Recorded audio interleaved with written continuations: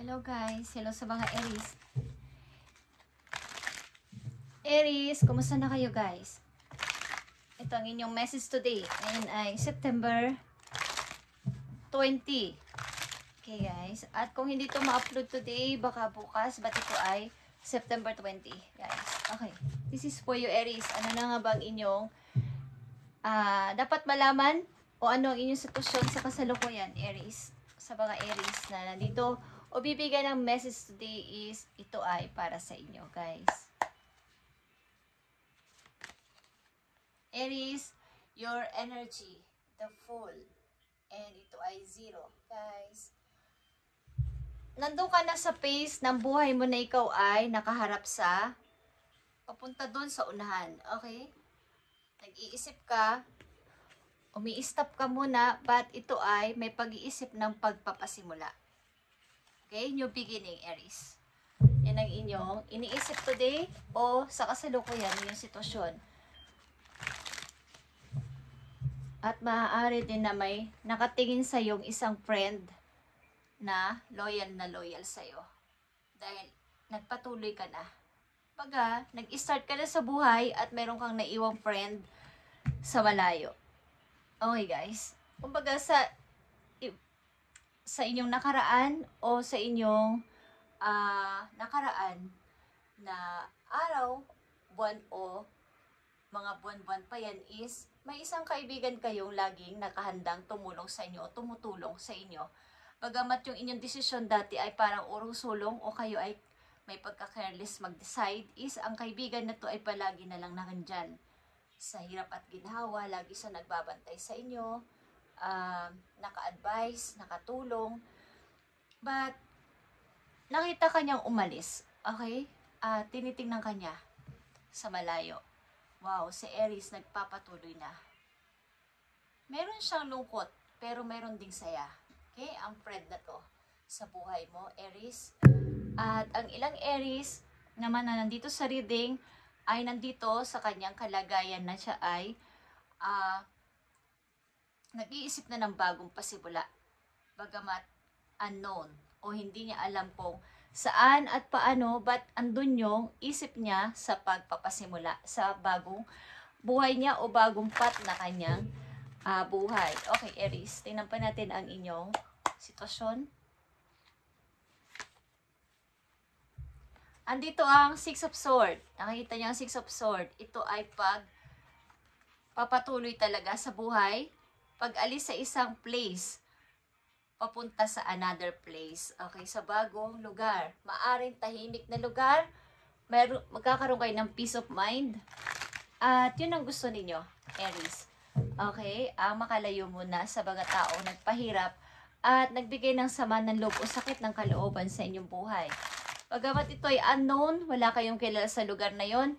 Ano man yun ay city, another city, ibang community, ibang bansa, is gusto ninyo na lumipat or umalis na sa inyong dating lugar o dating apartment, dating bahay, dating mga kasama sa bahay. Okay. At isa pang mahalagang message po you, Aries. Maring ilan sa inyo ay umalis, magpapasimula ng bagong buhay sa ibang lugar kasama ang bagong pamilya, bagong tao sa buhay ninyo. Okay? Yeah, Aries, sobrang napakaganda. Itong nangyayari sa mga Aries na nandito sa reading ay magpapasimula ng bagong buhay sa ibang lugar kasama ang new family or magkakaroon kayo ng bagong pamilya at kasama mga bata. Okay, kung kayo may anak sa una, kasama nyo to sa inyong pag-alis at bubuo ng bagong pamilya. May napipil talaga ako dito nakatingin sa inyo. Naghihintay siya sa inyong pagbabalik o something pagdalaw. Okay guys, para sa mga Aries, sa pagpapatuloy na inyong bagong pasimula sa buhay, ano nga ba ang dapat ninyong malaman sa inyong pupuntahan? Aries, tingnan natin ito. Mga message pa po yun.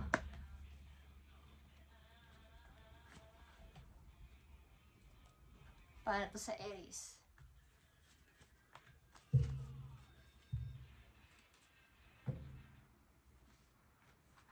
Mga messages pa sa mga Aries. Andito ang 9 of Wands, guys. Nandito ang Judgment. At nandito ang King of Wands. Ito ay Aries, Leo. Libra is here and Sagittarius. Okay. Andito yung kawalan ninyo ng talaga ng lakas ng loob na magpatuloy. At may isa talagang kaibigan dito na palagi kayong binabantayan. Something na pinapayuhan. Hanggang ganyan ka na lang ba, Aries? Hindi ka na ba magpapatuloy? Kung kayo nasa middle age na, maaaring meron kayong nawawalan ng tiwala sa sarili na kakayanin ko pa bang maging isang kapaki-pakinabang sa aking pupuntahan, sa aking bagong lilipatan, sa aking bagong trabaho, sa aking bagong community na pupuntahan, bagong lugar man yan o bagong mga tao sa paligid. Ako ba ay may karapatan pa o kaya ko pa ba? Kakayanin ko pa ba kahit ganito ng age ko? Okay, but mayroon ditong long time friend kayong laging nakasubaybay sa inyo, Aries, at hindi kayo pinababayaan, hindi kayo iniiwan kahit ano pang mangyari. Tingnan pa natin ito, Aries.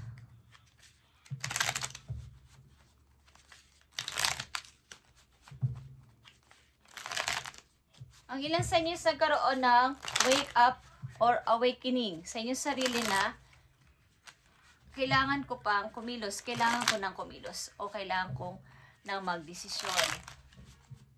Hindi ako dapat manatili dito sa problema na to. Hindi ako dapat manatili dito sa sitwasyon ko na to. Sayang naman ang maaari pang mangyari sa akin sa banda roon. Okay. O sa mga bago pang mga taong aking makikilala o makakasalamuha. Sa mga Aries, tignan natin pa mga messages po yun dito. Andito ang Queen of Swords. Nandito ang The World. At nandito ang 9 of Cups. Okay, sa pagpapatuloy ng inyong pamumuhay, maybe sa ibang lugar o sa inyong pagpapasimula is nagkaroon kayo ng pananaw na dapat na akong maging medyo matigas muna at buuin ulit ang pangarap, magsimula sa umpisa, parang rebirth, at magpatuloy. I-train ko ang sarili ko sa pag-grow pa at ayusin ang buhay ko sa ibang lugar at matupad ulit ang pangarap kong naudlot, mga pangarap kong kumbaga may dati akong ipon, may dati akong na-invest is nawala dahil sa baga sobra kong pagtitiwala sa mga taong aking pinagkatiwalaan o pinaniwalaan. Pero this time, kailangan ko ulit na itong buuin at ipagpatuloy.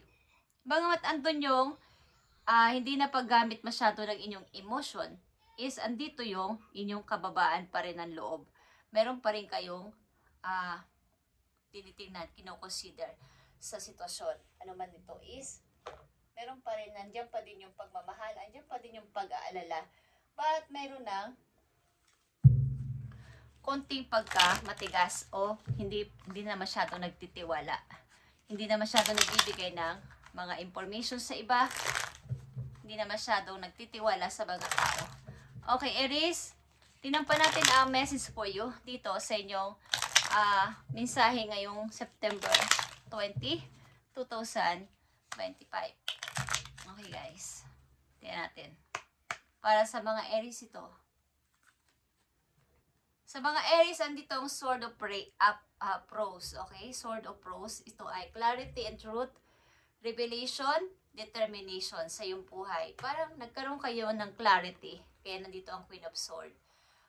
Kaunawaan, kaalaman na kailangan ko ng protektahan ang aking sarili, bigyan ng honor ang aking sarili, at magkaroon ako ng determination na bumangon ulit. Bagamat ako ay parang hindi na yung dating sobrang lakas, sobrang bata pa, is andito pa din yung determinasyon na makabawi, makaangat ulit sa buhay, mabuo ulit ang pangarap sa ibang pagkakataon. Okay, Aries, tingnan na pa natin ang message po you. Ito ay payo.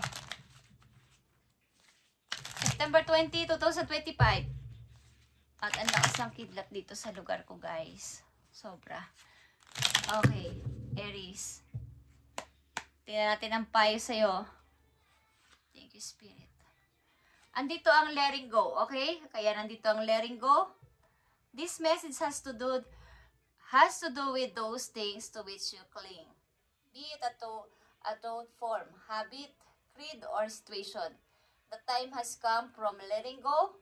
Something is halting your progress and you are spinning your wheels. Once you embrace change, blessing will follow.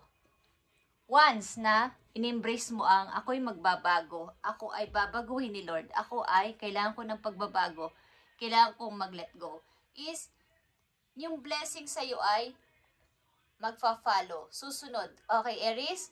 Susunod ang blessing na to sa'yo once na in-embrace mo ang salitang gusto ko ng pagbabago. Gusto ko ng pagbabago sa buhay ko katulad ng aking mga old habit, o kaya yung aking dating mga kaisipan ng mga lumang pananaw at sitwasyon ko. The time has come from letting go, Aries, and ito ay something is halting your progress. At ini-spin mo ulit ang iyong will. Parang, anya na ulit, ini-spin mo na ulit yung will mo. Dati ulit, kasi is tumigil. Tumigil at nakaturo yun sa iba. Yung blessing na yun, yung opportunity na yun para sa'yo is nakuha o nawala. But this time, ito na ulit yung will of fortune para sa'yo at umiikot ulit at sa'yo na ulit nakatutok, Aries. At ito na ulit yung umpisa. Hindi pa huli ang lahat to create o mag-build ng anumang bagay sa buhay mo na ikauunlad ng sarili mo, Aries. Okay. Tingnan natin ang last message for you. Ito ay napakahalagang message for Aries ngayong September 20. At hindi pa uli ang lahat. Maaring may mga bala kayong gawin bago mag-December. Something, mag-train o i-train ang sarili sa anumang bagay na dati ay nakaligtaan ninyo o hinaputol o nawala o hindi natapos. Okay, Aries, para sa iyo ang message na to, tingnan natin. Okay, andito ang confidence at ito ay nandito sa 9 of Wands, guys. Kulang ka sa confidence. Ang ilan sa inyo na umalis mag-isa, lagi sigurong dati-dati, kasama nyo si ganito, si ganyan, sinasamahan kayo sa ganito, sa lakad sa ganon, is this time, it comes with time and practice na ikaw ay mag-isa. Mag-isang maglakbay, mag-isang umalis, mag-isang mag-decide. At maybe, takot kayong umalis ng walang kasama, lalo na kung kayo ay sasakay ng mga pampublikong sasakyan or something na nagtatravel ng malayo. Takot kayo. At meron kayong parang gusto nyo lagi may katabi kasi pag kayo aalis, doon kayo nagkakaroon ng kumpiyansa sa sarili na kaya nyo. Pero this time, kailangan mo pag-aralan na ikaw ay mag-isa. Kailangan mo pag-aralan na umalis mag-isa, magdesisyon mag-isa, maglakbay mag-isa. Okay? Andito ang ito ay ikaw, kulang ka sa confidence masyado na yung tiwala ba na kaya mo.